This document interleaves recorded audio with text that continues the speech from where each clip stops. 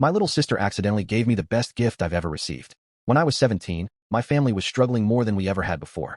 My dad had been laid off from his job earlier that year. My mom was picking up every extra shift she could get, sometimes leaving before sunrise and not getting home until late at night.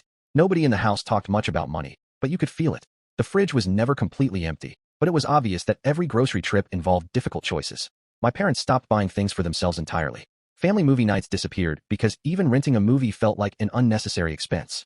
The hardest part was watching my parents try to hide how stressed they were. They thought they were doing a good job. They weren't. Every kid knows when something is wrong. My 17th birthday was coming up, and I already knew it wasn't going to be much of a celebration. And honestly, I didn't care. At least that's what I told myself. I knew my parents had bigger things to worry about than buying me presents. Still, birthdays are weird. Even when you tell yourself they don't matter, a small part of you hopes someone remembers. A small part of you hopes the day feels special. A week before my birthday, I overheard my parents talking in the kitchen after they thought everyone had gone to bed.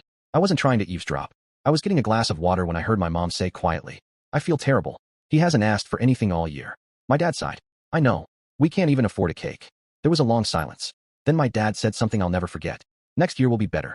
I quietly went back to my room before they could see me. I stared at the ceiling for a long time that night. Not because I was upset, because I hated hearing how guilty they felt. I didn't want presents. I wanted them to stop worrying. The next few days passed normally.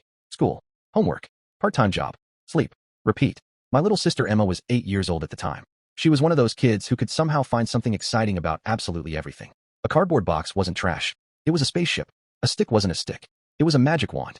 A rainy day wasn't annoying. It was an adventure. While everyone else in the house was stressed, Emma somehow remained completely optimistic. The night before my birthday, she kept asking weird questions. "What kind of cake do you like? What color is your favorite? What's the coolest present you've ever gotten?" I answered without thinking much about it.